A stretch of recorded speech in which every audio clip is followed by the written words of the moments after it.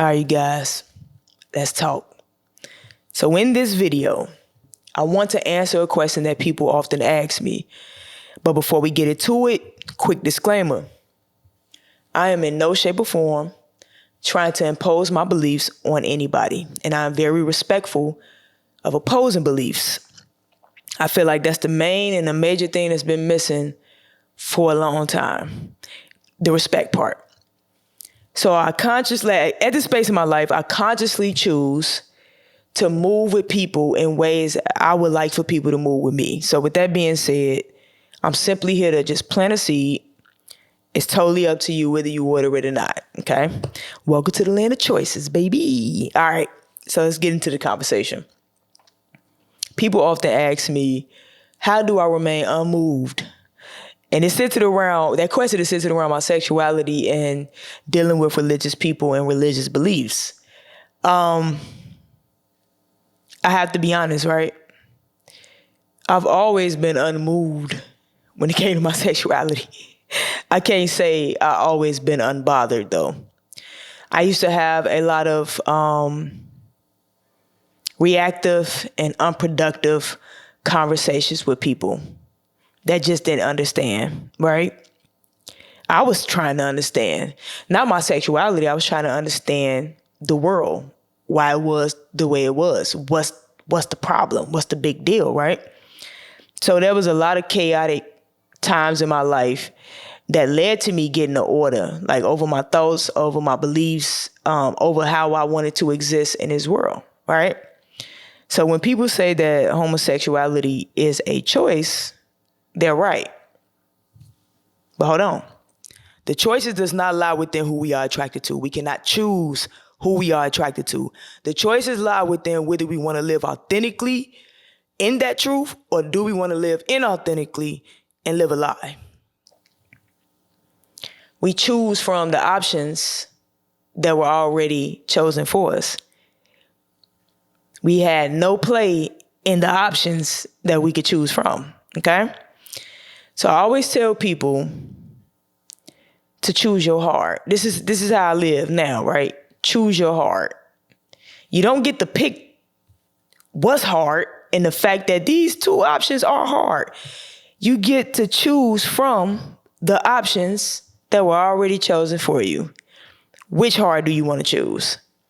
So when it comes to my sexuality, this is my choice, right?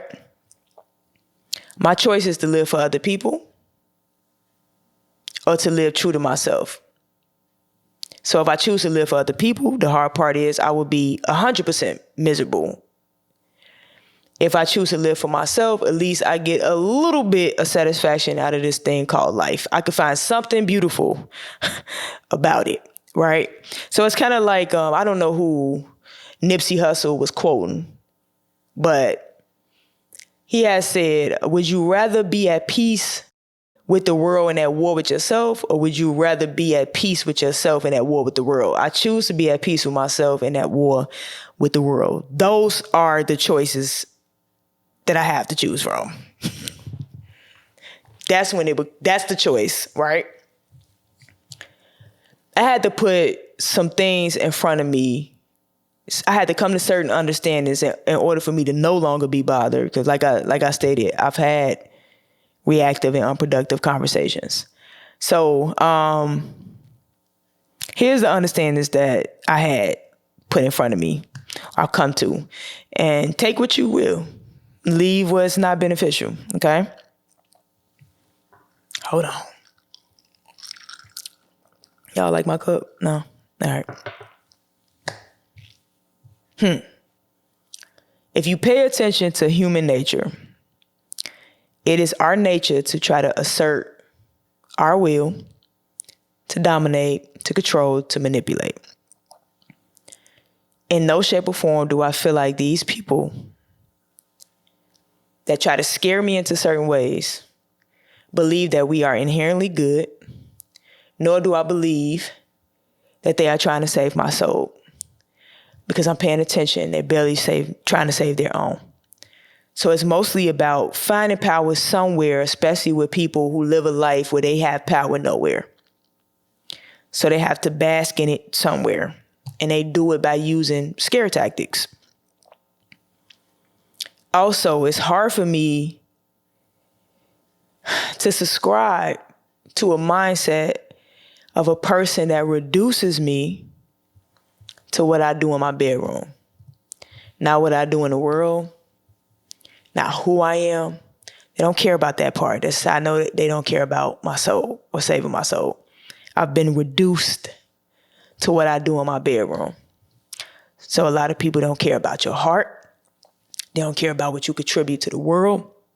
They do not care about who you are. Therefore, they do not care about your soul. You have been reduced. So I just simply cannot subscribe to the mindset of those people nor the beliefs. Can I respect they have it? Yeah. A person that had to be shamed into their position in life that is now only filled with shame could only attempt to shame you. A person that is full of hatred can only spew hate. You cannot get out of people what's not in them. That's like me pouring a full glass of Hennessy and expecting water to come out. It's not going to happen. So that's something I had to make peace with. That's an understanding that I had to come to. So when it comes to us, well, those who try to impose their beliefs, they supposed to speak with conviction and confidence and certainty in what they believe in.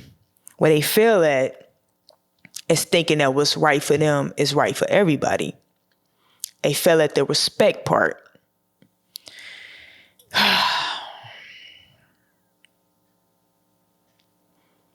I've come to understand also that it takes more brain power to think independently and critically. So it's easy for people to adopt somebody else's mindset and beliefs because it puts them in a position to lack accountability for how they move in life.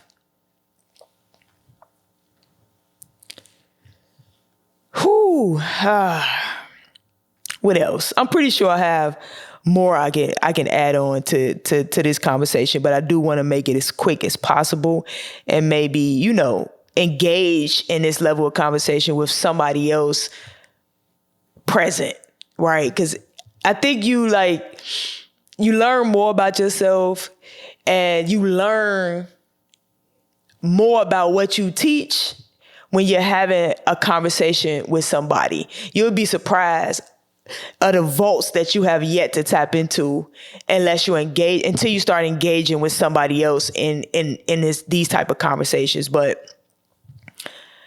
yeah, so I'm spiritual, right?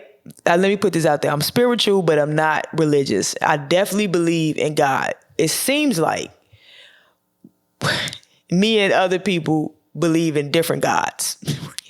I want to get more into why I think that's a thing in a later conversation. Like I said, having it with somebody else.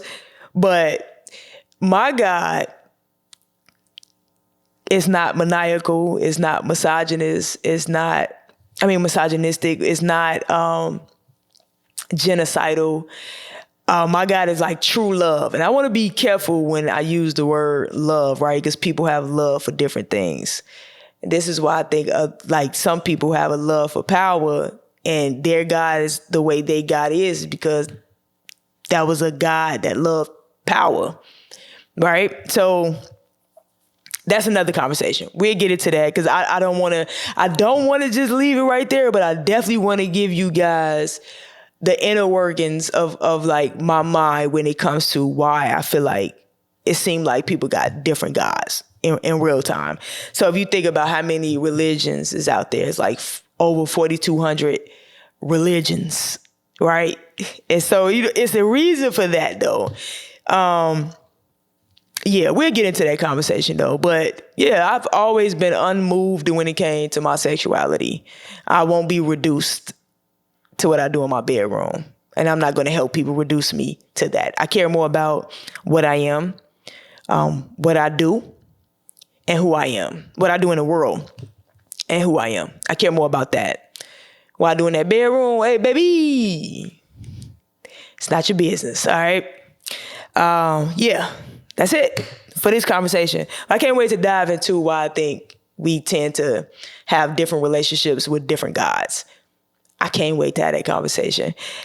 It's gonna make sense to a lot of people. I really think that. Like, once you really think about life, and pay attention to humans, is going to make sense when I dive into it. I have to find a better way to articulate it though, so I could like give people a clearer picture of what my mind is seeing. Okay, well, y'all have a beautiful one.